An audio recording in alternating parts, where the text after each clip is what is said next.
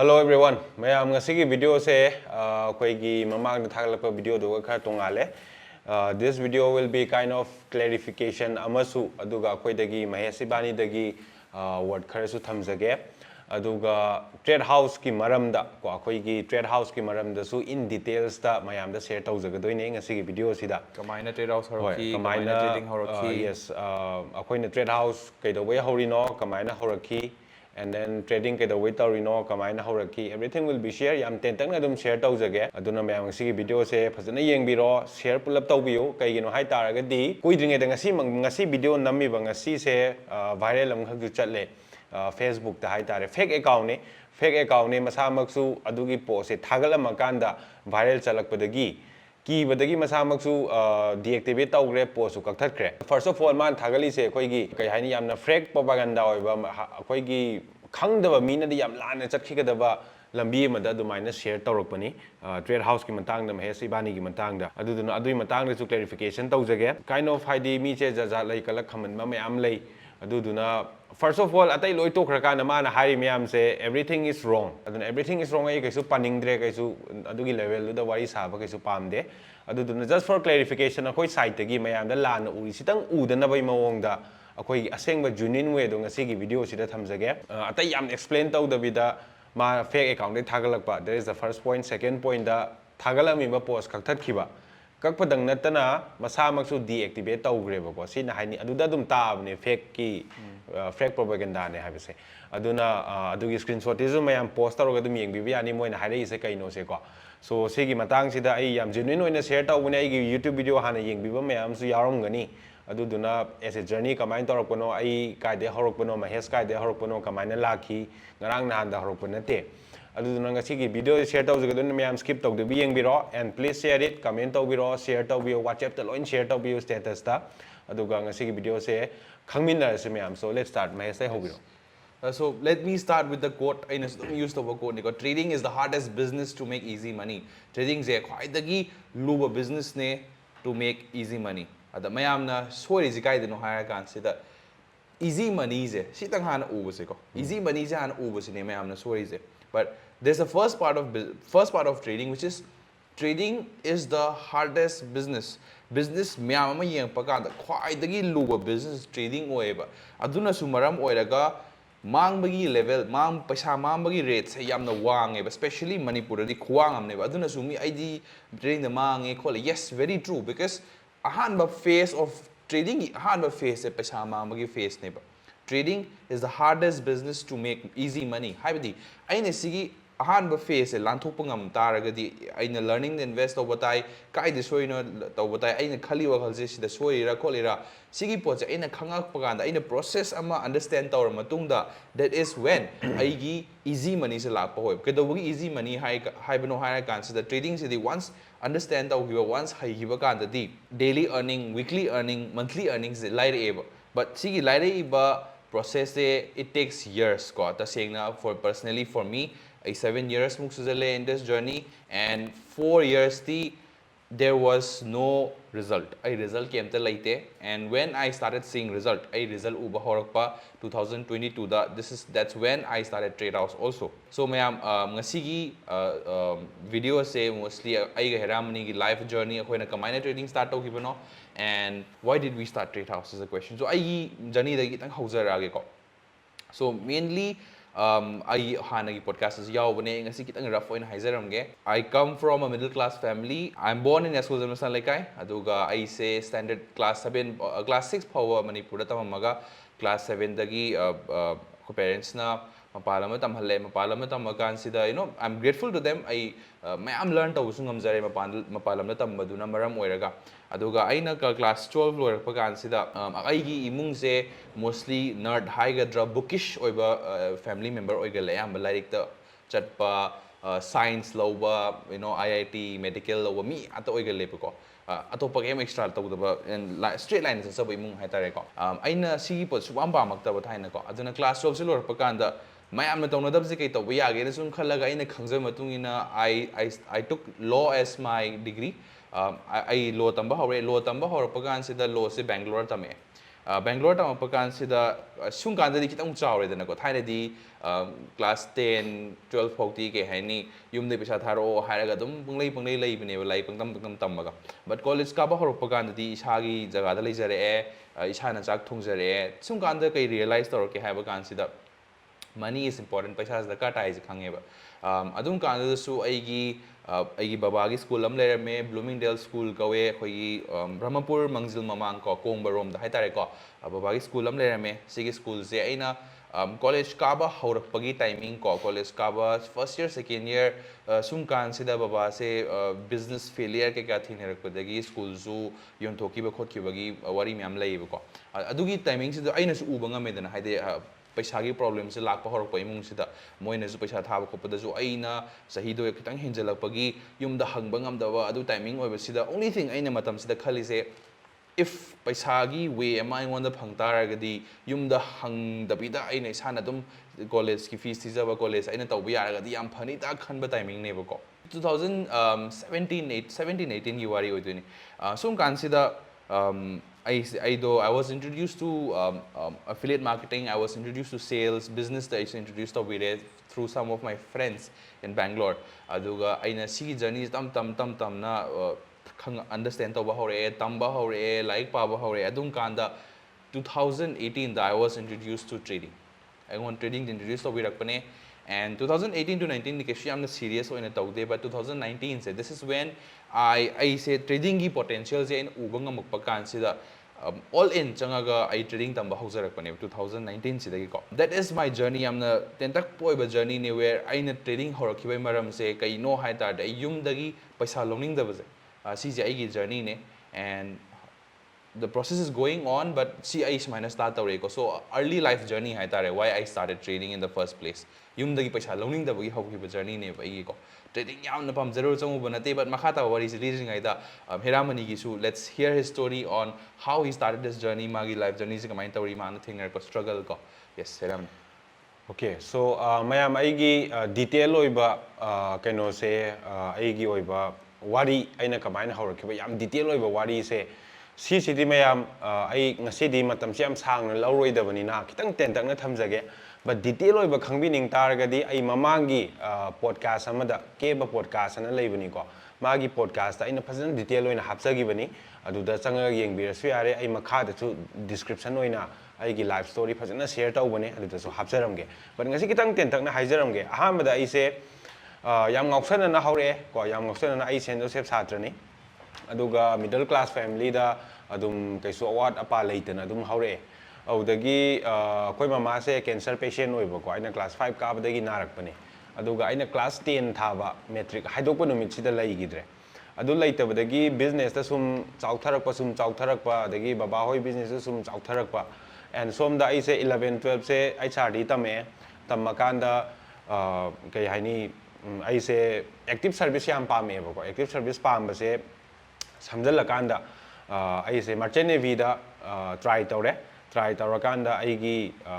tambagi exam thadana khotana taurakanda ai tamba chatpasisu matamduda business sum kaino down chatkibagi warakba hauba timing ne bako aduda ai se tambagi du bokta paisa leitadana mingondagi puba khotpa tauraga adagi hingo akoigi laugo yonthoga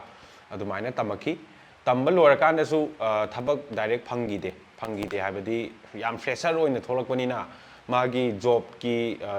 supply duga demand ga chanaraktaba adusu oiba adagi fresher oina lairamnina any interview ma chaluraga su khanbiraktaba haitare aigi kano leitena ko experience yaudena adumai sum tarakpadagi changdabdi yadamnina anyhow paisa piraga changbada tagi aigi first job se haidi merchant navy se kaino neba private neba ko aduduna ai se China company ma da changa kanda tolop yam pi ko matamda fresher oina su join tawbani around $250 to $80 gumba phange 2016 swaida $280 gumba phange adu phangbase hoi ai experience phanga loire na chala kan sida aigi asadi kaino adugi tolop tuna migi pusaluiba kholuba tawdo khara singtokpa kain leijaine ba matamdu da bo audagidi ai se thaina 2014 swaidagi gym khara sanarame aduda ai se soibadagi khwangda effect laigibadagi ai khwangi problem leiba ꯁꯤꯒꯤ problem ꯂꯩꯔꯤꯉꯩꯁꯤꯗ ꯅꯣꯡꯃ ꯑꯩ ꯑꯍꯥꯟꯕ ꯁꯤꯞꯀꯤ ꯊꯥ ꯑꯅꯤꯃꯨꯛ ꯁꯨꯖꯜꯂꯛꯄꯩ ꯁ꯭ꯋꯥꯏꯗ emergency ꯑꯃ ꯊꯣꯛꯂꯛꯄꯅꯦꯕꯀꯣ ꯏꯃꯔꯖꯦꯟꯁꯤꯁꯦ ꯑꯩꯈꯣꯏꯒꯤ ꯃꯩ ꯑꯃ ꯂꯤꯛ ꯑꯣꯏꯕꯒꯤ ꯍꯥꯏꯇꯥꯔꯦ ꯑꯗꯣ ꯁꯤꯞꯇꯗꯤ ꯌꯥꯝ ꯆꯦꯛꯁꯤꯟꯗꯕ ꯌꯥꯗꯦꯕ ꯑꯗꯨꯒꯤꯗꯨꯗ ꯑꯩꯅ ꯑꯩꯈꯣꯏꯒꯤ 나이트꯭ꯔꯣꯖꯦꯟ ꯁꯤꯂꯤꯟꯗꯔ ꯑꯋꯥꯡꯕꯗꯣ ꯑꯗꯨꯒꯤ 나이트꯭ꯔꯣꯖꯦꯟ ꯁꯤꯂꯤꯟꯗꯔ ꯑꯋꯥꯡꯕꯁꯦ ꯑꯩꯅ ꯉꯥꯛꯇꯪꯒꯤ ꯍꯣꯕꯦ ꯍꯣꯕꯦ ꯇꯧꯕꯗꯨꯗ ꯊꯥꯡꯒꯠꯂꯨꯕ ꯍꯥꯏꯇꯥꯔꯦ ꯑꯗꯨꯗꯒꯤ ꯑꯃꯨꯛ ꯍꯦꯟꯅ ꯁꯣꯛꯆꯟꯗꯅ ꯑꯩꯁꯦ ꯊꯕꯛ ꯇꯧꯕ ꯉꯝꯗꯗꯅ ꯀꯝꯄꯅꯤꯅ ꯌꯨꯝꯗ ꯄꯣꯊꯥꯔ ꯂꯩꯔꯣꯅ ꯑꯩꯁꯦ ꯊꯕꯛꯇꯒꯤ ꯑꯗꯨꯃꯥꯏꯅ ꯇꯣꯛꯍꯜꯂꯛꯈꯤ ꯑꯗꯨꯅ ꯑꯩ ꯊꯥ 2 ꯃꯈꯥꯏ ꯇꯧꯔꯝꯃꯒ ꯑꯩ ꯇꯣꯛꯂꯛꯈꯤ ꯑꯗꯨꯅ ꯑꯦꯛꯁꯄꯤꯔꯤꯌꯦꯟꯁꯁꯨ ꯀꯥꯎꯟ ꯇꯧꯗ꯭ꯔꯦ ꯑꯩ ꯄꯩꯁꯥ ꯄꯤꯁꯜꯂꯨꯕꯗꯨꯁꯨ ꯑꯗꯨꯝ ꯍꯟꯖꯤꯟꯕꯣꯏ ꯍꯟꯖꯤꯟꯕꯣꯏ ꯂꯨꯄꯥ 50-60 ꯐꯪꯉꯒ ꯊꯣꯛꯂꯛꯈꯤꯕꯀꯣ ꯈꯣꯔꯁꯥꯐꯥꯎ ꯀꯣꯟꯅꯗꯕꯤꯗ ꯁꯣ ꯑꯗꯨꯃꯥꯏꯅ ꯇꯧꯔꯦ ꯑꯗꯨꯗꯒꯤ ꯑꯩꯁꯦ ꯀꯥꯏꯟ ꯑꯣꯐ ꯈꯟꯖꯥꯟꯅꯗꯅ ꯀꯩꯗꯧꯗꯣꯏꯅꯣ ꯈꯪꯗꯕꯤꯗ ꯈꯣꯠꯇꯕꯤꯗ ꯂꯩꯕꯁꯤꯗ ꯑꯩꯒꯤ ꯏꯃꯥꯟꯅꯕ ꯑꯃꯈꯛꯅ ꯁꯨꯃꯥꯏꯅ ꯑꯩꯅ ꯊꯤꯕ ꯍꯧꯔꯛꯑꯦꯕ ꯍꯥꯏꯗꯤ ꯑꯩ ꯊꯕꯛ ꯑꯩꯅ ꯇꯝꯃꯨꯔꯤꯕ ꯀ꯭ꯋꯥꯂꯤꯐꯤꯀꯦꯁꯟꯗꯨꯒ ꯆꯥꯟꯅꯕ ꯊꯕꯛꯁꯨ ꯑꯝꯇ ꯂꯩꯇꯕ ꯍꯥꯏꯇꯥꯔꯦ ꯍꯥꯏꯗꯤ ꯑꯩꯅ ꯌꯨꯝꯗ ꯇꯧ ꯌꯥꯕ ꯀꯩꯅꯣꯗ ꯇꯧ ꯌꯥꯕꯁꯦ ꯑꯗꯨꯗꯨꯅ ꯑꯩꯅ ꯏꯃꯥꯟꯅꯕꯁꯤꯡꯗ ꯀꯩꯗ ꯍꯪꯕ ꯀꯥꯟꯗ ꯁꯨꯃꯥꯏꯅ ꯇ꯭ꯔꯦꯗꯤꯡ ꯀꯧꯕ ꯑꯃ ꯂꯩ ꯇꯝꯁꯤ ꯈꯣꯠꯁꯤꯅ ꯃꯣꯏꯅ ꯍꯧꯔꯛꯑꯀꯥꯟꯗ ꯑꯩꯅ ꯑꯗꯨꯃꯥꯏꯅ ꯇ꯭ꯔꯦꯗꯤꯡ ꯇꯧꯕ ꯍꯧꯔꯛꯈꯤꯕꯅꯤ ꯑꯦꯟ ꯑꯗꯨꯗꯒꯤ ꯍꯧꯕ ꯍꯥꯏꯁꯦ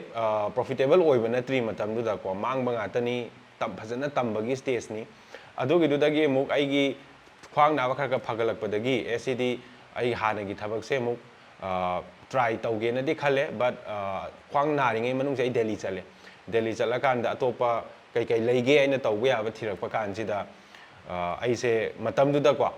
ꯌꯥꯝ ꯅꯨꯡꯁꯤꯕ ꯋꯥꯔꯤꯅꯤ ꯑꯩꯈꯣꯏꯒꯤ ꯊꯕꯛꯁꯦ ꯄꯩꯁꯥ ꯊꯣꯛꯇꯕ ꯌꯥꯔꯛꯇꯕꯒꯤ ꯌꯥꯝꯅ ꯏꯃꯨꯡꯁꯨ ꯋꯥꯁꯜꯂꯛꯄ ꯇꯥꯏꯃꯤꯡ ꯑꯣꯏꯕꯒꯤ ꯑꯩꯁꯦ ꯏꯌꯥꯔꯄꯣꯔꯠꯇ ꯑꯩꯈꯣꯏꯒꯤ ꯒ꯭ꯔꯥꯎꯟ ꯁ꯭ꯇꯥꯐꯀꯤ ꯀꯩꯅꯣꯒ ꯌꯥꯎꯕ ꯆꯠꯂꯝꯃꯦꯕ ꯏꯟꯇꯔꯚ꯭ꯌꯨꯒ ꯌꯥꯎꯕ ꯆꯠꯂꯝꯃꯦ ꯏꯟꯗꯤꯒꯣꯒꯤ ꯏꯌꯔ ꯑꯦꯁꯤꯌꯥꯒꯤ ꯃꯇꯝꯗꯨꯗꯀꯣ ꯑꯗꯒꯤ ꯑꯗꯨꯗꯁꯨ ꯅꯠꯇꯅ ꯀꯦꯕꯤꯟ ꯀ꯭ꯔꯨꯒꯤ ꯃꯦꯜ ꯀꯦꯕꯤꯟ ꯀ꯭ꯔꯨꯒꯤ ꯑꯣꯏꯅ ꯑꯩ ꯑꯗꯨꯒꯤ ꯀ꯭ꯋꯥꯂꯤꯐꯤꯀꯦꯁꯟꯁꯨ ꯆꯥꯅꯩ ꯑꯩꯅꯁꯨ ꯄꯥꯝꯖꯕ ꯑꯣꯏꯌꯦꯅ ꯇꯧꯔꯒ ꯑꯗꯨꯐꯧ ꯑꯩ ꯌꯥꯎꯕ ꯆꯠꯂꯝꯃꯤ ꯑꯗꯨ ꯃꯇꯝꯗꯨꯗ ꯑꯩ ꯐꯪꯉꯛꯈꯤꯗꯦ ꯏꯟꯇꯔꯚ꯭ꯌꯨ 2-3 ꯌꯥꯎꯔꯝꯃꯤ ꯐꯪꯉꯛꯈꯤꯗे ꯑꯗꯨꯗꯒꯤ ꯑꯃꯨꯛ ꯑꯩꯁꯦ ꯁꯨꯝ ꯇꯧꯔꯛꯄꯗꯒꯤ ꯑꯩ ꯈ꯭ꯋꯥꯡ ꯅꯥꯕ ꯐꯖꯜꯂꯛꯑꯦ ꯑꯗꯨꯗꯒꯤ ꯑꯃꯨꯛ ꯑꯩꯒꯤ ꯍꯥꯟꯅꯒꯤ ꯖꯣꯕꯁꯦ ꯃꯇꯝ ꯈꯔ ꯇꯧꯈꯤꯒꯦꯅ ꯑꯃꯨꯛ ꯈꯜꯂꯛꯑꯦ ꯁꯦꯝ ꯊꯤꯡ ꯑꯩ ꯃꯨꯝꯕꯥꯏꯗ ꯑꯃꯨꯛ ꯆꯠꯂꯦ ꯑꯗ ꯊꯕꯛꯁꯦ ꯑꯃꯨꯛꯀꯁꯨ ꯐꯪꯗ꯭ꯔꯦꯕ ꯀꯩꯒꯤꯅꯣ ꯍꯥꯏꯔꯒꯗꯤ ꯍꯥꯟꯅꯒꯤ ꯑꯦꯛꯁꯄꯤꯔꯤꯌꯦꯟꯁꯁꯨ ꯀꯥꯎꯟ ꯇꯧꯕꯤꯗ꯭ꯔꯦꯕ ꯑꯗꯨꯅ ꯇꯧꯗꯕꯗꯤ ꯌꯥꯗꯕꯅꯤꯅ ꯑꯃꯨꯛꯀꯁꯨ ꯄꯩꯁꯥ ꯄꯤꯕꯗ ꯇꯥꯈꯤꯕꯀꯣ ꯑꯗꯣ ꯄꯩꯁꯥꯁꯦ ꯑꯃꯨꯛꯀꯁꯨ ꯐ꯭ꯔꯣꯝ ꯄꯨꯔꯒ ꯑꯃꯨꯛ ꯄꯤꯔꯦ ꯄꯤꯔꯀꯥꯟꯁꯤꯗ ꯃꯇꯝꯗꯨꯗ ꯁꯦꯂꯔꯤ ꯈꯔ ꯋꯥꯡꯈꯠꯂꯛꯑꯦ ꯑꯩꯅ ꯍꯥꯟꯅ ꯐꯪꯉꯝꯕ $280ꯗꯨꯗꯒꯤ ꯑꯦꯔꯥꯎꯟ $500ꯀꯨꯝꯕ ꯐꯪꯉꯦ ꯃꯇꯝꯗꯨꯗ ꯐ꯭ꯔꯦꯁꯔꯗꯤ ꯑꯣꯏꯔꯤꯕ ꯑꯗꯨꯗꯒꯤ ꯁꯤꯗꯤ ꯈꯔ ꯐꯔꯅꯤꯅ ꯇꯧꯔꯛꯄꯗꯒꯤ ꯇꯧꯔꯦ ꯑꯗꯨ ꯇꯧꯔꯀꯥꯟꯁꯤꯗ ꯑꯗꯨꯒꯤ ꯊꯕꯛꯁꯤꯁꯨ ꯑꯃꯨꯛ ꯊꯥ 4 ꯁꯨꯖꯜꯂꯛꯄ ꯀꯥꯟꯁꯤꯗ 4 ꯁꯨꯗꯦ 3 ꯃꯈꯥꯏ ꯁꯨꯔꯛꯄ ꯀꯥꯟꯁꯤꯗ ꯑꯩꯒꯤ ꯍꯥꯟꯅꯒꯤ ꯈ꯭ꯋꯥꯡ ꯅꯥꯕꯁꯦ ꯑꯃꯨꯛ ꯍꯧꯖꯜꯂꯛꯄꯅꯦꯕ ꯑꯗꯨꯗꯒꯤ ꯑꯃꯨꯛ ꯂꯦꯡꯕ ꯈꯣꯠꯄ ꯉꯝꯃꯛꯇꯕꯗꯒꯤ ꯃꯦꯗꯤꯀꯦꯜ ꯐꯤꯠ ꯑꯣꯏꯗ꯭ꯔꯕꯅꯤꯅ ꯑꯩꯁꯦ ꯑꯃꯨꯛꯀ ꯊꯣꯛꯂꯛꯇꯕ ꯌꯥꯗꯗꯅ ꯊꯣꯛꯂꯛꯈꯤ ꯑꯗꯒꯤ ꯄꯩꯁꯥꯁꯨ ꯃꯥꯡꯉꯦ ꯑꯗꯨꯁꯨ ꯉꯝꯍꯧꯗ꯭ꯔꯦ ꯁꯦꯝ ꯊꯤꯡ ꯑꯗꯨꯃꯥꯏꯅ ꯂꯥꯛꯄꯗꯒꯤ ꯑꯃꯨꯛ ꯀꯩꯗꯧꯒꯦ ꯍꯥꯏꯔꯀꯥꯟꯗ ꯑꯩꯈꯣꯏꯒꯤ ꯀꯩ ꯇꯧꯕ ꯌꯥꯔꯤꯒꯦꯅ ꯊꯤꯔꯛꯑꯦꯕꯀꯣ ꯁꯣ ꯀꯩ ꯇꯧꯕ ꯌꯥꯔꯤꯒꯦꯅ ꯊꯤꯔꯛꯄꯗꯒꯤ ꯃꯌꯥꯝꯁꯦ ꯃꯊꯪ ꯍꯪꯅꯔꯦ ꯍꯪꯅꯔꯒ ꯑꯗꯨꯃꯥꯏꯅ ꯇꯧꯕꯗꯒꯤ ꯑꯩꯅ ꯍꯥꯟꯅ ꯇꯧꯔꯛꯄ ꯇ꯭ꯔꯦꯗꯤꯡꯁꯤꯗ ꯃꯥꯏ ꯈꯔ ꯑꯣꯟꯁꯤꯟꯕ ꯑꯃꯨꯛ ꯍꯧꯔꯦ ꯃꯇꯝꯁꯤꯗ ꯁ꯭ꯇꯤꯜ ꯑꯩ ꯇꯝꯃꯤꯀꯣ ꯀꯟꯅ ꯇꯝꯃꯤ ꯇꯧꯗꯅ ꯈꯣꯠꯇꯅ ꯇꯧꯔꯤ ꯑꯗꯨ ꯇꯧꯔꯤꯉꯩꯁꯤꯗ ꯀꯣꯔꯣꯅꯥ ꯂꯥꯛꯑꯦ ꯀꯣꯔꯣꯅꯥ ꯂꯥꯛꯄꯗꯒꯤ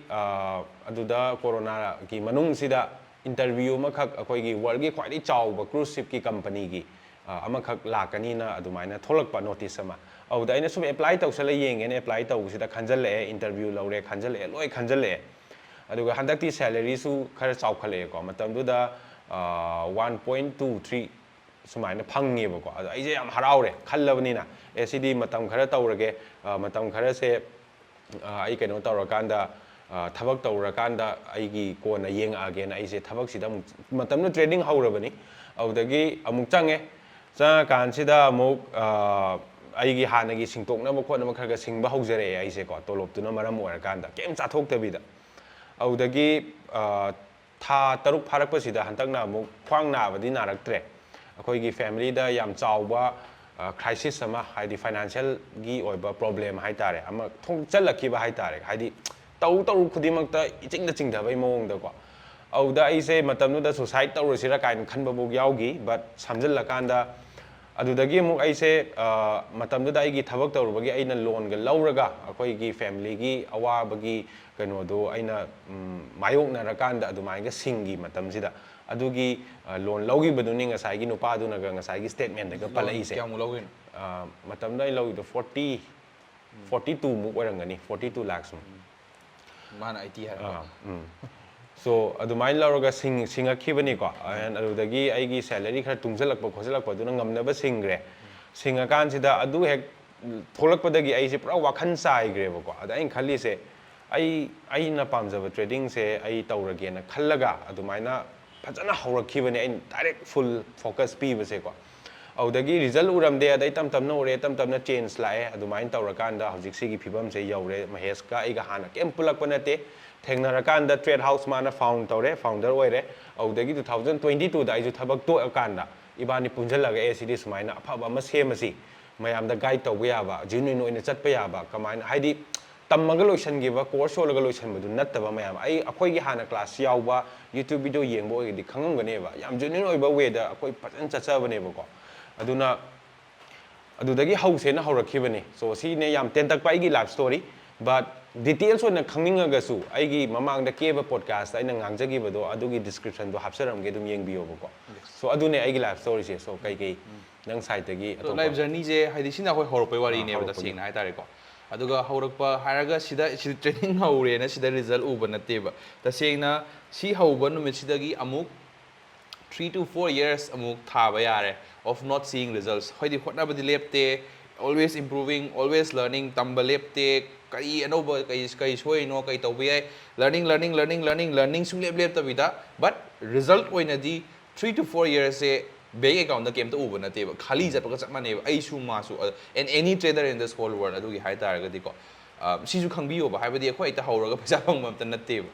and sigi manungi journey se ta seng na yamna no hai ba wani but tawruba kan da it is very stressful yamna stressful ba thabak ne ba ai se trading ni tawgi sira hai ba question je dum hange bi sada but kadawbagi tawrino hai ba do aina mitsina vision am ugi do hai di trading si da kari potential ge trading si ai gi life ta kari piba ngam ge have vision to uba ngam ki bai ne ba ko so sigi vision sai mayam da figure dai haizaram ge ba ta seng na ai je trader ra hai no I'm not a trader I'm a businessman I is a businessman ne ke business to share tarom ge but ai gi business ki line si da trading happens to be my first I first venture or anything na bani ko trading is aina ka do pam no hai tar di me ama depends sum tau the vida earn tau bagi potential ama laibas right business me am tau baga anda me ama depends sum tau the vida earn tau bagi potential ama phang base that is why I choose trading right second thing da kai si pot say trading high career say it is so powerful that computer mamang da aina si technical analysis ko si chart analysis aina hai taragadi with the right mindset with the right discipline lai khiba taragadi there is no amount of money aina earn tawba ngam the amount se lei roi dine ai experience ki matung ina ai earnings se dum hengalak tuine right adu mayam si pot se kuina yamna kuina change trading is the hardest business to make easy money haizari duni habidi money se yamna line phange ado yamna line phangba se kona la eba chai manga gi matung da chai tarai matung da la eba adugi chai manga smuk sidi chai ahum mari manga muk sidi adum slog tor lei dune results udaba profits udaba minus sung chat poi chat taba marak se dum higher lei dune ko adu aina sida improve tawda me am se tawar matung da ai se improve oire aigi mind se aigi best version of myself oire hire kanda adum kanda ne ba result uba horai se ko so that's why I choose trading aina choose trading choose se ke no hire kan se da khwai dagi chaw market ama leire sigi market se da aina analysis se to ba hai taraga de aina market ki price ama ko example currency oigera stock oigera sigi pricing asi se sigi level se da lak pi sigi price sigi level se da lak pi hai taraga di probability do yenga trade sangi do ne right simple as that aduna risk management bu hai taragadi sigi thabak se to we ya do aina khangre and limit laite ta saying how much money you can make have limit se leirakte ba hoji ai yamna earn tawre have one ate but ai lifestyle aina hingzari ba mong se di am line maintain tawba ngame moreover I know that aina sigi journey se continue tawri khai my potential my income will keep on increasing I see hangjai ba dugi that's why we never stop doing trading ko heram ni desu hangjai kai to wagi no mana trading start tawre ise haibi maram okay so aigi oina di aina start tawra khiba se aiga sa hajabu do ko haidi atopa way ma yeng pa hai tare matamna dai pesa taning ma ko ni na atopa way ma yeng pa audagi malam ni introduce tawra kan changa khibadagi matamda da isu yam lan ba way ma da chalui ko haidi mayam na khanari du maina dum khalamme ba changa kan di reality ure kamai chatoi no khange kai da lali kai da chumi khange adum kan da ai da vision nama uba haurak padagi hai tare habadi matam da mi makhada thabak tawningaktaba yumda lerega dum tawbu yaba something adumaina ngonda feel tarokhiba adudagi SCD ai phajana oinabu hotnarage na changakibani so hojik phawda ai 6 years kumba sujare sigi journey se sigi 6 years se da ai su ahan ba sahi mari makhai mukti ai su result ubunate paisa mangae isai to mayamna thajabi budi laine isai to nda ai je oigadra oiraroidra haibagi khanjana babok leirakhiba ko adagi ahing tumdabi kapakhiba yawi in my journey ko adagi ai Delhi daga leraga Bangalore daga leraga sigi sida 24 hour gi manung sida pung 10 tuk 13 hotnarakhiba misak amani ado si se mayam na line ubi bai wani ko haidi background na khoida honare se adu kim de hon hauji su dum honari ba ko ado kaisu line na phang pa na te mayam da su sigi journey se yam journey noi ba we da hauji mayam paisa mangna bu khot pa tawri mayam se adu dagi kan na ba thorakhibani yam seng na hairaga di ko ado trade house yaubudagi TradeHouse yaubiriba member khudimagta hango yaudaba signadi khangdaba su yai moida dum hangbiyo how was your life before TradeHouse and after TradeHouse trading khatangi wana tabida magi mindset ta psychology da genuine oiba way da kamai chatkadage ko sigi journey se kamai expect to we koi each and everything yamna sincere oina yamna transparent oina koina thamjabani share tawjabani ado ibani gi pandam se from TradeHouse tagi ko 2022 dagi hobune ba TradeHouse se but अखोइदा trade house के result पुथोरो हाइ मतमने लैदी लै but अखोइना खुमिजे 2026 फौदी अखोइ पुथोखिरोयना खुमे हाइदि कैगिनो हारकांदा माने 2022 दे हौराजु चाही खरा चंगिनी अखोइ खंगबगी सो दैट्स द थिंग अदुने हाइजनिंग इसे मैम अदुना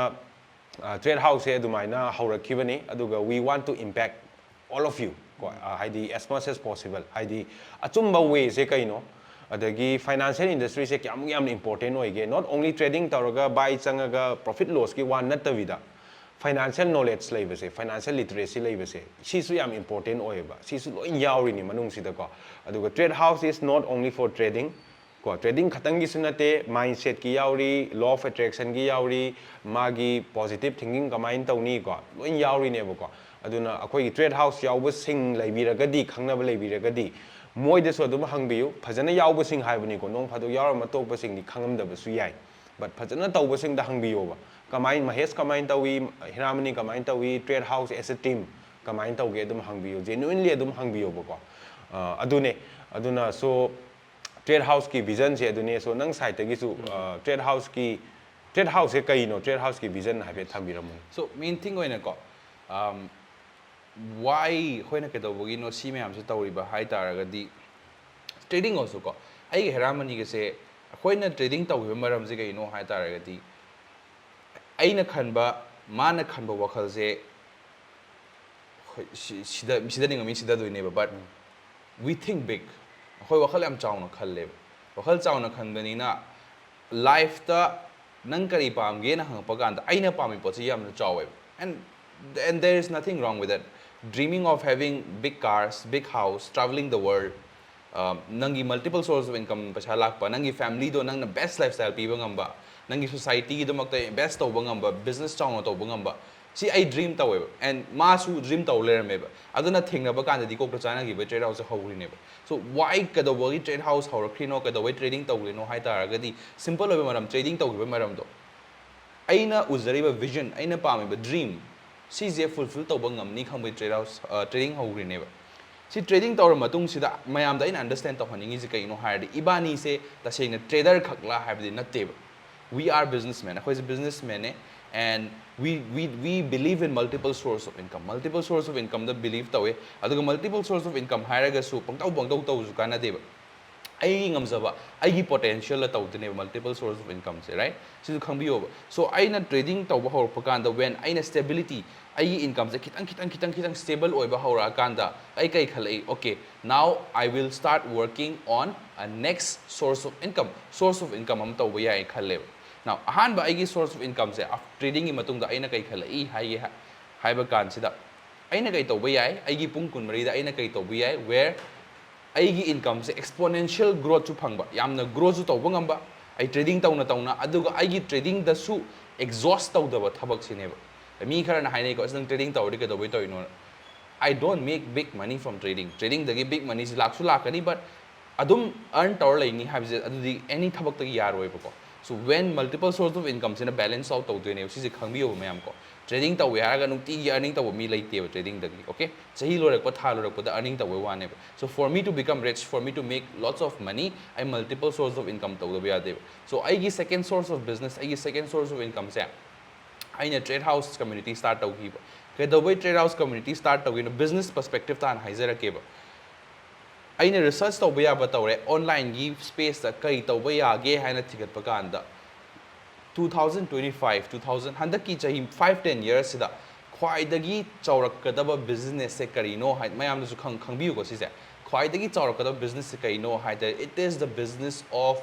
digital products it is the business of information products digital product ki irane ba hojik se digital product hai taragadi any product which is digital example akoina course sama TradeHouse course sama same is course product makhalam ne but it is digital right adumaina si digital products ka weba adu digital products se aina start tor pakanda magi market value say around $180 billion le me ko adu hoji ying bakanda digital products ki market value say $350 billion le which means growth say yamna chong exponential growth away ka da wagi to you know higher consider I anova skill tam da yade school college kitang na enough ideas me khangnarak pa hok pa matam ne covid matam dai khange ai online skill matam da ba de covid kitang school college kitang na enough ideas khangnarak pani na way thinarak pa matam ne ba sigi way thinarak pa sida way pi ba mi ju dakar tai dana so ai na kai vision oge harakan I can be the person who can give the way in the field of finance in the field of trading right adugi poto ai na ugi bagi ne ba in the field of mindset also si na maram oiraga khoi TradeHouse hogre ne ba and Manipur da aina covid ki tholak pa gan sida ai trading kai dagi tamjara ke hai tar ai gi mentor se Miami da ma lai amna Texas te lai ko US ta ko so moi da tamen atamak panina the level of education the quality of education se yamna phazare hai tar aduga Manipur da tor misina mang ba khot pa dai maming me am du khangna re da du am taw le ramba sidi yara roi he na hairaga covid loirak pagi timing sida aina TradeHouse me a community build tar tak pa hore aduga 2022 gi February se this is when I officially launched TradeHouse adu officially TradeHouse launched tawada I heramani gi su partner up tawre because mana I right partner I right co-founder ne do aina vision do ubangam bagi I taw chatminare bi thabok si the right person do mane khangbagi ibani type tar tawminare and until now TradeHouse now we have done more than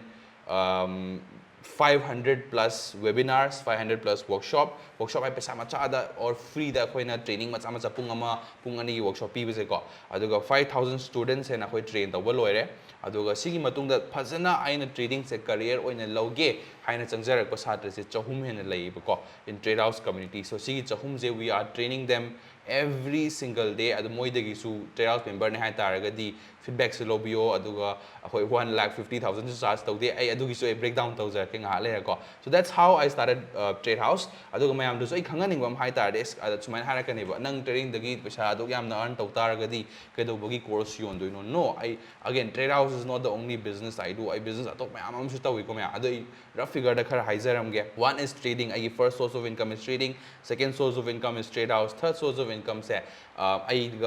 I partner up tawraga we started a production house video production company to start tawe ko sigi da wai taw no hairak jera sigi production company say it is called volume 369 mayam na su taramani thamoi thung na palare that adugi sai do so aina adugi team dugi partner oiraga we work together aduga sigi production is ko puna taw minini ko so this is also one of my business aduga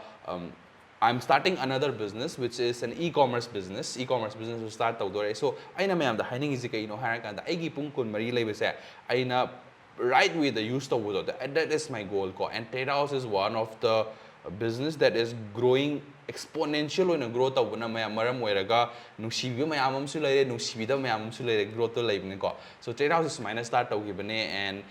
mayam so clear taw ine that trading and TradeHouse is not the only thing I do right so heramni nangna TradeHouse the kai vision ugi bai no na TradeHouse the phasana founding team the yauraga taw please to share topic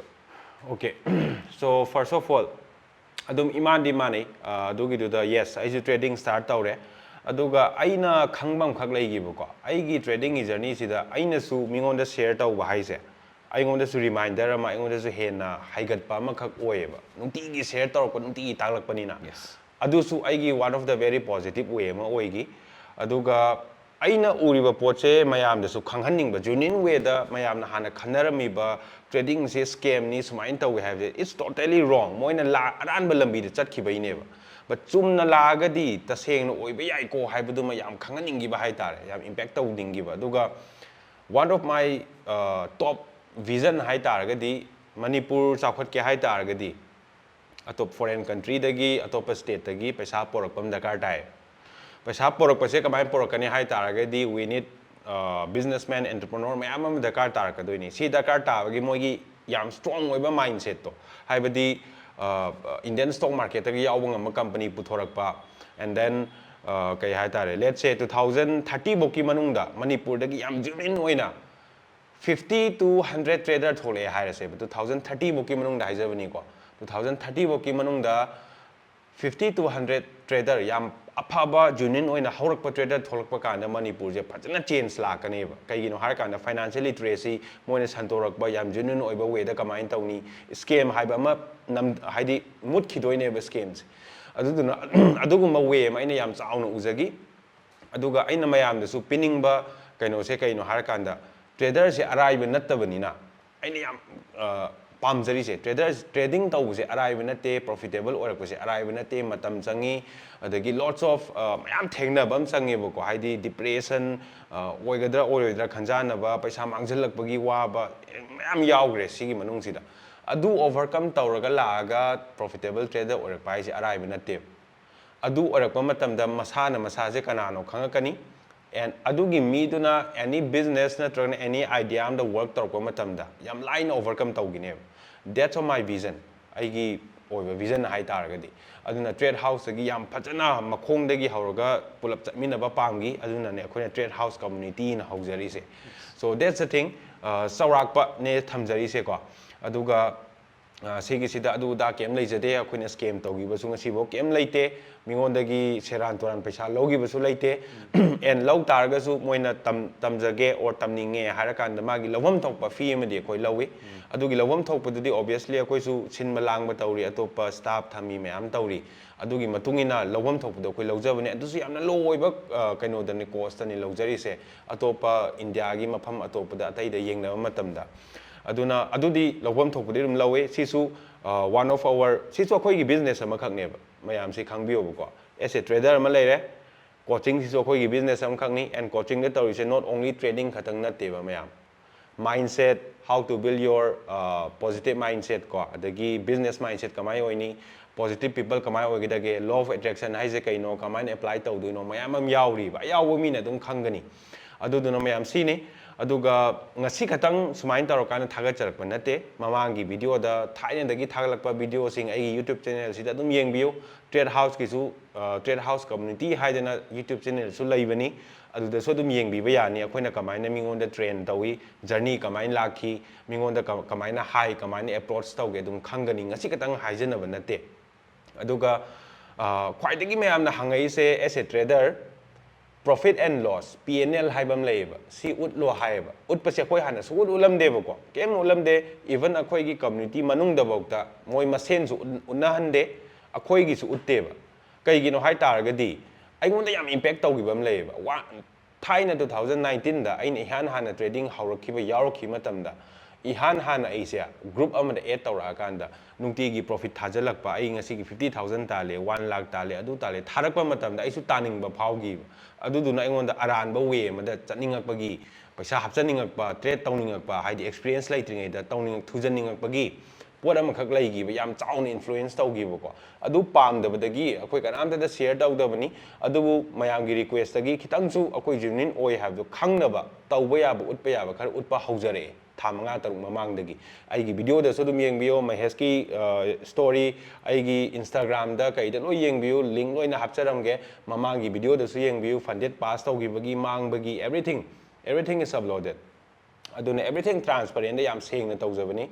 yam tasengna hargadi yamna phaba mi am lairaga su magi against da leiba mi ma leiba se hauna sani dana ko so aduna adu khatang clarify tawna ba haidi aran balambi da chatki bado chattanaba ꯑꯩꯈꯣꯏꯅ ꯇꯧꯖꯔꯤꯁꯦ ꯁꯤꯅꯤ ꯍꯥꯏꯕꯗꯨꯃ ꯎꯠꯅꯕꯅꯤ ꯑꯗꯨꯒ trade ꯍꯥꯎꯁꯁꯦ ꯀꯔꯤꯅꯣ ꯍꯥꯏꯕꯗꯨꯅꯤ ꯎꯠꯆꯔꯤꯁꯦꯀꯣ ꯑꯗꯨꯒ ꯑꯩꯈꯣꯏꯅ ꯀꯃꯥꯏꯅ ꯍꯧꯔꯛꯈꯤ ꯑꯗꯨꯒ ꯑꯩꯈꯣꯏꯒꯤ ꯍꯧꯖꯤꯛꯁꯨ ꯁ꯭ꯇꯤꯜ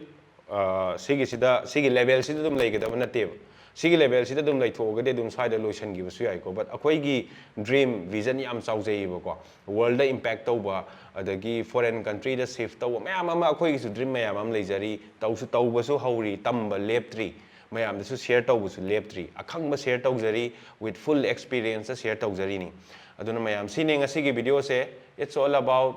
ꯇ꯭ꯔꯦꯗꯤꯡ ꯀꯩꯗꯧꯕꯩ ꯇꯧꯔꯛꯏꯅꯣ ꯀꯩꯗꯧꯕꯩ ꯇ꯭ꯔꯦꯗꯤꯡ ꯆꯨꯁ ꯇꯧꯔꯤꯅꯣ ꯇ꯭ꯔꯦꯗ ꯍꯥꯎꯁꯁꯦ ꯀꯩꯅꯣ ꯀꯩꯗꯧꯕꯩ ꯍꯧꯔꯛꯏꯅꯣ ꯍꯥꯏꯕꯁꯤꯅꯦꯕꯀꯣ ꯑꯗꯨꯒ ꯂꯥꯁꯂꯤ ꯃꯌꯥꯝꯗ ꯄꯣꯏꯟ ꯑꯃꯈꯛ ꯊꯝꯖꯔꯝꯒꯦ ꯁꯤ ꯀ꯭ꯂꯦꯔꯤꯐꯤꯀꯦꯁꯟ ꯇꯧꯍꯧꯁꯦ ꯀ꯭ꯂꯦꯔꯤꯐꯤꯀꯦꯁꯟ ꯅꯪ ꯍꯥꯟꯅ ꯍꯧꯕꯤꯔꯛꯑꯣ ꯍꯥꯏꯗꯤ ꯀ꯭ꯂꯦꯔꯤꯐꯤꯀꯦꯁꯟ ꯍꯥꯏꯇꯥꯔꯒꯗꯤ ꯇꯁꯦꯡꯅ ꯁꯨꯃꯥꯏꯅ ꯍꯥꯏꯔꯒꯦ ꯃꯥꯔꯀꯦꯇꯤꯡ ꯀ꯭ꯂꯥꯁ ꯑꯃ ꯂꯧꯕꯤꯔꯁꯦꯕ ꯃꯥꯔꯀꯦꯇꯤꯡ ꯀ꯭ꯂꯥꯁ ꯃꯆꯥ ꯑꯃ ꯇꯧꯒꯦ ꯃꯥꯔꯀꯦꯇꯤꯡ ꯀ꯭ꯂꯥꯁꯁꯦ ꯀꯩꯅꯣ ꯍꯥꯏꯇꯥꯔꯦ ꯑꯩꯈꯣꯏꯅ ꯃꯌꯥꯝꯗ ꯍꯥꯏꯗꯕ ꯁꯤꯁꯦ ꯗꯤꯖꯤꯇꯦꯜ ꯄ꯭ꯔꯣꯗꯛ ꯑꯃ ꯂꯣꯟꯆ ꯇꯧꯕꯗ ꯑꯩꯈꯣꯏꯅ ꯁꯤꯖꯤꯟꯅꯕ ꯑꯦꯄ꯭ꯔꯣꯆ ꯍꯥꯏꯇꯥꯔꯦ ꯑꯩꯈꯣꯏꯅ ꯀꯃꯥꯏꯅ ꯁꯦꯁꯟ ꯑꯃ ꯂꯧꯏ ꯀ꯭ꯂꯥꯁ ꯑꯃ ꯂꯧꯏ ꯍꯥꯏꯕꯗꯣ ꯑꯩꯈꯣꯏ ꯔꯐ ꯐꯤꯒꯔꯗ ꯁꯦꯌꯔ ꯇꯧꯒꯦꯕꯀꯣ ꯁꯣ ꯃꯌꯥꯝꯗꯁꯨ ꯀ꯭ꯂꯤꯌꯔ ꯑꯣꯏꯖꯅꯕ so we use something call a marketing funnel ꯍꯥꯏꯅ ꯑꯩꯈꯣꯏꯅ ꯇ꯭ꯔꯦꯗ ꯍꯥꯎꯁ ꯔꯟ ꯇꯧꯕꯗ ꯌꯨꯁ ꯇꯧꯋꯤ ꯃꯌꯥꯝ ꯑꯩꯈꯣꯏ ꯊꯥꯎ ꯍꯩꯅꯕꯁꯦ ꯀꯩ ꯀꯧꯏ ꯊꯥꯎ ꯍꯩꯅꯕꯗꯣ ꯁꯥꯔꯩꯁꯦ ꯈꯟꯕꯤꯔꯣ ꯁꯥꯔꯩꯁꯦ ꯁꯨꯃꯥꯏꯅ ꯑꯆꯧꯕ ꯑꯃ ꯍꯩꯖꯤꯜꯂ ꯁꯨꯝ ꯈꯨꯖꯟꯈꯤꯗꯣꯏꯅꯦꯕ ꯆꯞ ꯃꯥꯟꯅꯕ ꯄꯣꯠ ꯑꯃ ꯏꯃꯥꯖꯤꯟ ꯇꯧꯕꯤꯔꯣꯕ ꯃꯅꯤꯄꯨꯔꯁꯤꯗ ꯋꯥꯔꯜꯁꯤꯗ ꯃꯤ ꯃꯌꯥꯝ ꯂꯩꯌꯦꯕ ꯁꯤ ꯈꯨꯗꯤꯡꯃꯛ ꯇ꯭ꯔꯦꯗꯤꯡ ꯇꯧꯅꯤꯡꯉꯤ ꯇꯧꯔꯝꯃꯣꯏ ꯍꯥꯏꯕ ꯂꯩꯇꯦ ꯕꯠ ꯏꯟꯇꯔꯦꯁꯇꯤ ꯂꯩꯔꯒꯁꯨ ꯇꯁꯦꯡꯅ ꯌꯥꯝꯅ ꯁꯤꯔꯤꯌꯁ ꯑꯣꯏꯕ ꯃꯤ ꯌꯥꯎꯔꯝꯒꯅꯤ ꯑꯣꯏꯗꯕ ꯌꯥꯎꯔꯝꯒꯅꯤ ꯕꯠ ꯇ꯭ꯔꯦꯗꯤꯡ ꯍꯥꯏꯕ ꯀꯥꯟꯗ ꯃꯤ ꯃꯌꯥꯝ ꯂꯩꯅꯦꯕ ꯁꯤꯒꯤ ꯃꯤ ꯃꯌꯥꯝꯁꯦ ꯑꯩꯈꯣꯏꯅ ꯋꯔꯛꯁꯣꯞ ꯑꯝꯗ ꯇ꯭ꯔꯦꯟ ꯇꯧꯕꯤꯔꯅꯤ ꯋꯔꯛꯁꯣꯞꯁꯤꯗ ꯑꯩꯈꯣꯏꯅ ꯇꯥꯛꯄꯤꯔꯅꯤ ꯃꯣꯁꯂꯤ ꯁꯤꯒꯤ ꯋꯔꯛꯁꯣꯞꯁꯦ ꯐ꯭ꯔꯤ ꯇꯧꯕ ꯌꯥꯎꯋꯦ ꯂꯨꯄꯥ 2,000 ꯂꯧꯕ ꯌꯥꯎꯏꯀꯣ ꯑꯗꯨ ꯗꯤꯄꯦꯟꯁ ꯀꯣ ꯁꯤꯗ ꯑꯩꯈꯣꯏꯅ ꯇꯥꯛꯑꯒ ꯇ꯭ꯔꯦꯗꯤꯡꯁꯦ ꯀꯔꯤꯅꯣ ꯇ꯭ꯔꯦꯗꯤꯡꯁꯦ ꯀꯩꯗꯧꯕꯩ ꯇꯧꯒꯗꯕꯅꯣ ꯀꯩꯗꯧꯕꯩ ꯇꯧꯔꯣꯏꯗꯕꯅꯣ ꯍꯥꯏꯕꯁꯤ ꯈꯪꯍꯜꯂꯅꯤ ꯑꯦꯟ ꯃꯣर ꯑꯣꯚꯔ ꯑꯩꯈꯣꯏ ꯌꯥꯝ ꯀ꯭ꯂꯤꯌꯔ ꯑꯣꯏꯅꯁꯨ ꯍꯥꯏꯒꯅꯤ ꯗꯦꯠ ꯇ꯭ꯔꯦꯗꯤꯡꯁꯦ ꯃꯇꯝ ꯆꯪꯒꯅꯤ ꯄꯩꯁꯥ ꯆꯪꯒꯅꯤ ꯍꯥꯏꯕꯁꯦ ꯑꯩꯈꯣꯏ ꯌꯥꯝ ꯀ꯭ꯂꯤꯌꯔ ꯑꯣꯏꯅ ꯍꯥꯏꯒꯅꯤ ꯃꯇꯝ ꯆꯪꯉꯦ ꯄꯩꯁꯥꯕꯨꯗꯤ ꯌꯥꯝ ꯆꯪꯗ꯭ꯔꯒꯁꯨ ꯕꯠ ꯃꯇꯝꯗꯤ ꯌꯥꯝꯅ ꯆꯪꯉꯦꯕ ꯑꯩꯒꯤ ꯍꯥꯔꯗ ꯋꯥꯔꯛ ꯃꯌꯥꯝ ꯑꯃ ꯊꯥꯗꯕ ꯑꯃ ꯆꯪꯉꯦꯕ ꯑꯁꯤꯗꯤ ꯑꯩꯒꯤ ꯍꯦꯔꯥꯝꯅꯤꯅ ꯅꯠꯇꯅ ꯃꯤ ꯑꯌꯥꯝꯕꯅꯁꯨ ꯈꯪꯉꯔꯣꯏ ꯍꯥꯏꯗꯤ how much hard work that we do to reach ꯑꯩꯈꯣꯏꯅ ꯍꯧꯖꯤꯛ ꯂꯩꯔꯤꯕ ꯂꯦꯚꯦꯜꯁꯦ ꯁꯤ ꯌꯧꯅꯕ ꯍꯣꯠꯅꯕꯗ ꯑꯩꯈꯣꯏꯅ ꯍꯥꯔꯗ ꯋꯥꯔꯛ ꯌꯥꯝ ꯇꯧꯈꯤ ꯍꯥꯏꯕꯗꯣ ꯑꯩꯈꯣꯏꯅ ꯈꯪꯉꯦꯕ ꯑꯗꯨꯅ ꯁꯤꯒꯤ ꯆꯪꯅꯤ ꯍꯥꯏꯔ consider that is the first level of funnel well ꯑꯩꯈꯣꯏꯅ ꯋꯔꯛꯁꯣꯞꯀꯨꯝꯕ ꯇ꯭ꯔꯦꯅꯤꯡ ꯄꯤꯔꯒ ꯁꯤꯒꯤ ꯇ꯭ꯔꯦꯅꯤꯡꯁꯤꯗꯒꯤ interested ꯑꯣꯏꯕ full time ꯑꯩ ꯐꯖꯅ ꯇꯝꯃꯒꯦ ꯍꯥꯏꯕꯁꯤꯡꯁꯦ we invite them to join the TradeHouse community TradeHouse community ꯁꯦ ꯌꯥꯎ ꯍꯥꯏꯅ join ꯇꯧꯋꯦ ꯁꯤꯒꯤ TradeHouse community ꯒꯤ fees ꯁꯦ ꯃꯇꯝꯒꯤ ꯑꯗꯨꯝ increase ꯇꯧꯋꯦ ꯑꯩꯈꯣꯏ 2022 ꯗ ꯂꯨꯄꯥ ꯀꯌꯥ ꯂꯧꯋꯤ ꯑꯗꯨꯃ share ꯇꯧꯖꯔꯝꯃꯒꯦ 2022 the if you wanted to be part of TradeHouse community we were charging 5,000 rupees 5,000 charge ꯇꯧꯔꯝꯃꯦ and it was lifetime ꯀꯣ TradeHouse ꯕꯨ ꯌꯥꯎꯔꯒꯗꯤ ꯅꯪ lifetime ꯌꯥꯎꯋꯦ batch wise ꯇꯧꯗꯦ ꯇꯥꯟꯊꯣꯛꯄ ꯂꯩꯇꯦ ꯑꯗꯨꯝ ꯌꯥꯎꯔ ꯂꯩꯗꯣꯏꯅꯤꯀꯣ ꯍꯣꯏ ꯐꯖꯅ class ꯌꯥꯎꯗꯦ ꯇꯥꯟꯊꯣꯛꯏꯀꯣ but ꯐꯖꯅ ꯌꯥꯎ ꯇꯥꯔꯒꯗꯤ you stay lifetime okay so 5,000 ꯗꯩ ꯍꯧꯔꯦꯕ so 5,000 ꯇꯝ increase ꯇꯧꯔꯛꯏꯅ ꯑꯩꯒꯤ ꯂꯦꯚꯦꯜꯗꯨꯒꯤ ꯃꯇꯨꯡ ꯏꯟꯅꯀꯣ and ꯍꯧꯖꯤꯛ ꯇꯝ increase ꯇꯧꯖꯔꯛꯑꯦ so this is how ꯑꯩꯈꯣꯏꯅ TradeHouse ꯍꯥꯎꯁ ꯃꯅꯨꯡꯗ ꯃꯤꯁꯦ ꯀꯃꯥꯏꯅ ꯌꯥꯎꯍꯜꯂꯦ ꯑꯗꯨꯒ TradeHouse ꯍꯥꯎꯁꯀꯤ ꯀꯝꯃ꯭ꯌꯨꯅꯤꯇꯤꯗ ꯌꯥꯎꯔ ꯃꯇꯨꯡꯗ ꯑꯩꯈꯣꯏꯅ ꯃꯣꯏꯒꯤ mindset development risk management technical analysis kamaina tawgadabno moreover akhoi main oina training tawise kaino nang paisa kamaina manghalloidage habase si hana train tawebako aduga yare gai di TradeHouse member mayam thigat piro moidagi su feedback lo hangbiyo TradeHouse se kamain tawi education se kamain tawi moi paisa lobra angang macha dagi scam tawbibra haina ko tasengna TradeHouse ta khoi angang haise sahi hoi try pan dagi hauraga we have people age 60 and we have people from all career any career hire se afaba career macha career achoba officer any career you name it we have in TradeHouse moi tambala pa myam yawe moi thigat piyo hangbiyo ko feedback lo biyo and sigi TradeHouse manung sida this is where the training happens this is where the magic happens aduna myam akhoi side tagidi we are giving our best akhoina genuine oina right way the haitare ko fake promises yaud be the right way the koina kamain chatkani habdo share tawzabane and moreover negative budi myam lakani haina bju lai ko habdi when you are at the top you become the topic haida do ta dore aduna chingthana bju myam lai ko so it is fine ada myam da aina habdi negative midi ojasano ad khangdaba singda si clarification se tawse haina ai heramani decide tawro khoi journey macha ma share tawzabane and I hope mayam su kitang clear oiba phangena khanjai and you know if you are interested just go for it thousand bio trading you wanate amagi wanate but don't play small go big thousand biro and anytime if you need my help heramni help me make sure you reach out to us akoina ju help toba ngamba help tawjage so and always remember trading the change hai target trading is the hardest business to make easy money di lakti lakani but you have to go through the phase hardest business have a phase hai sigi phase se go through tabam change. It takes a lot of time, it takes a lot of energy, but go through tabam ngam taragadi trading will pay you a lot. So I side tagi thank you so much. This is Mahesh from my side. Okay mayam, so ngasi ki video se sine makha tabu semjarakige aduna mayam akoisu leptabi dum changjan gini leptabi adum next level adum we will try for it and do for it. So thank you so much everyone. Mayam share tausan biro, comment bibiro, share taubiro aduga junin oiba mayam gi comment sing do thambiramo. Thank you so much. See you in my next video.